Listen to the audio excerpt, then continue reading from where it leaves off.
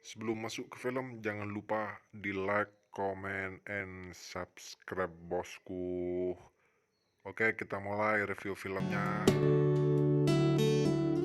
Seorang pembunuh, dengan tato di sekujur tubuhnya yang kekar. Ia pun menjadi penghuni baru dalam penjara. Seorang gendut melempar ciuman kepadanya. Yang lain dari ranjang bagian atas juga menatapnya. Mereka seperti sangat menyambut kehadirannya. Petugas patroli pun tertawa mendengar suara mereka. Mereka berdua mencoba melihat suasana di sana. Ternyata si gendut telah tergeletak di lantai. Ia tanpa ragu menatap petugas itu. Mereka tertidur. Ini adalah sebuah penjara ketat yang berisi orang-orang menyeramkan. Setiap dari mereka memiliki tenaga yang begitu kuat. Di pagi hari, ketika Jason sedang sarapan di kantin, seorang berkepala botak datang menghampirinya. Kedua orang yang duduk di sebelahnya pun langsung pergi. Nampaknya sang senior ingin membuli dirinya yang masih baru di sana. Orang itu berdiri, mendekati sarapan Jason, lalu meludahinya. Jason berusaha untuk sabar dan tidak mencari masalah. Saat itu juga dari belakangnya muncul seorang keparat lagi. Kau itu yang membunuh istrimu sendiri, ya? Atau terkena kasus pedofilia?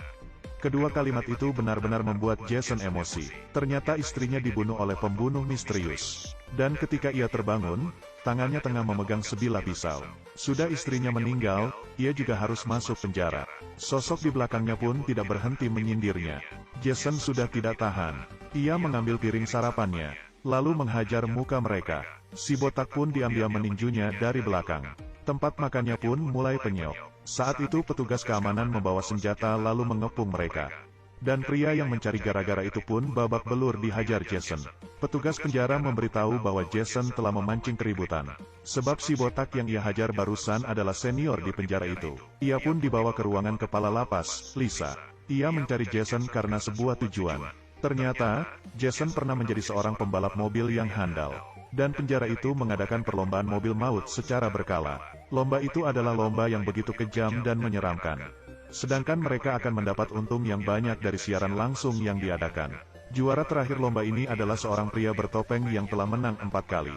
Namun ia meragukan pria bertopeng itu di lomba kelima ini. Pria bertopeng itu memiliki kemampuan yang tak terkalahkan. Demi rating dan popularitas, ia meminta Jason untuk menyamar menjadi pria bertopeng itu. Sebagai imbalan, jika ia menang maka ia akan dibebaskan. Demi membuktikan kejadian di balik kematian istrinya, ia pun setuju. 3 orang ini adalah rekannya dalam geng mobil. Mereka memberitahu peraturan perlombaan, bahwa lomba ini terbagi menjadi 3 babak, dan sebisa mungkin agar mengalahkan semua musuh di 2 babak pertama. Serta bertahan agar tetap hidup sampai akhir. Barulah di babak ketiga menjadi pertarungan sengit sesungguhnya.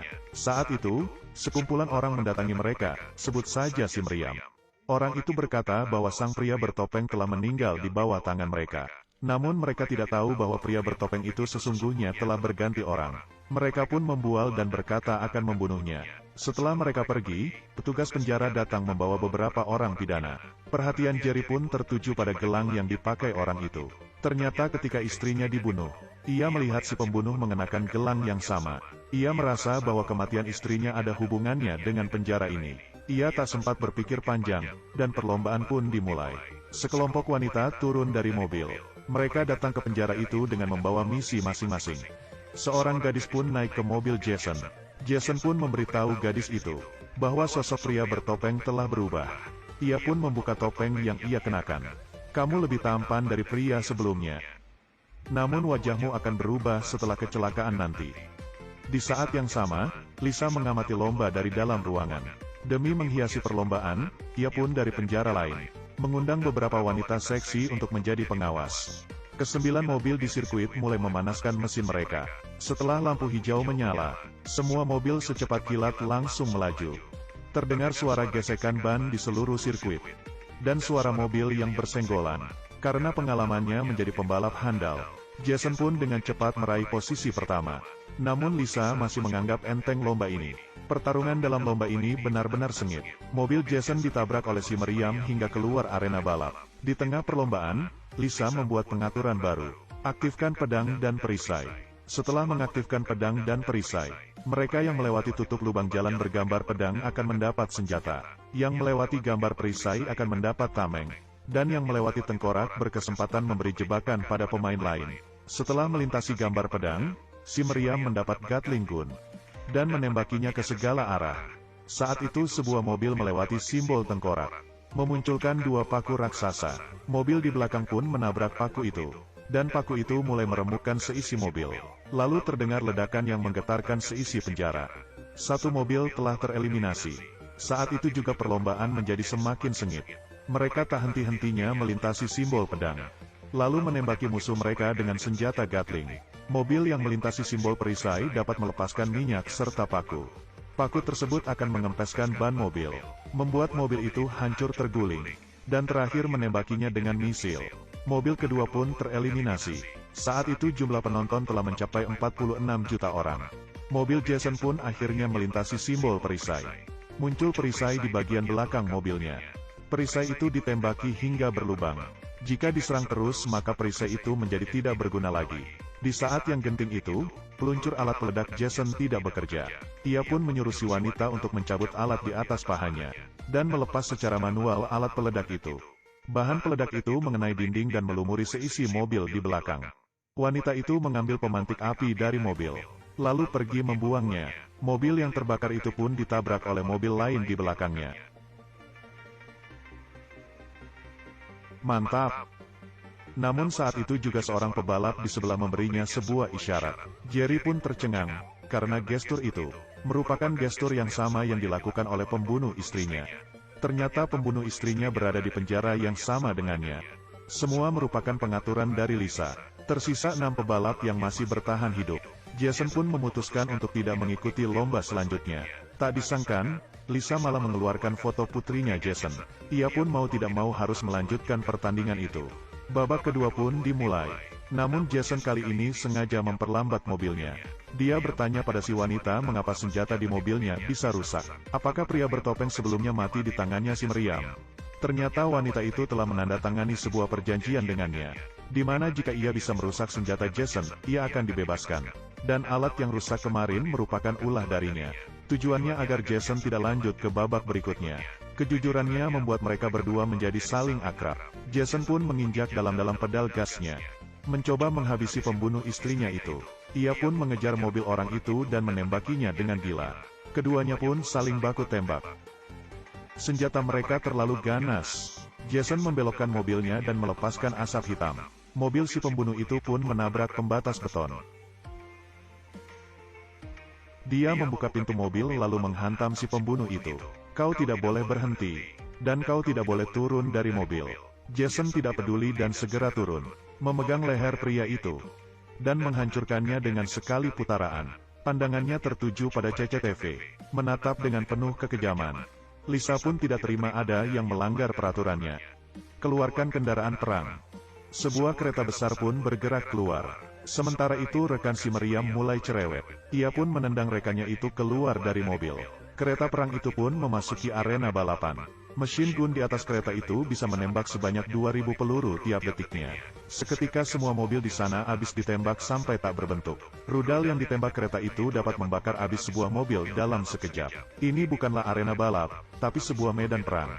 Sampai akhirnya tersisalah 2 mobil di arena, yaitu mobil Jason dan mobil si meriam. Mereka berdua menembaki kereta itu dari depan hingga menutupi pandangan pengendaranya. Mereka pun melewati simbol tengkorak, dan kereta itu pun tertancap di paku raksasa. Api ledakan pun membumbung tinggi ke langit. Lisa sangat geram.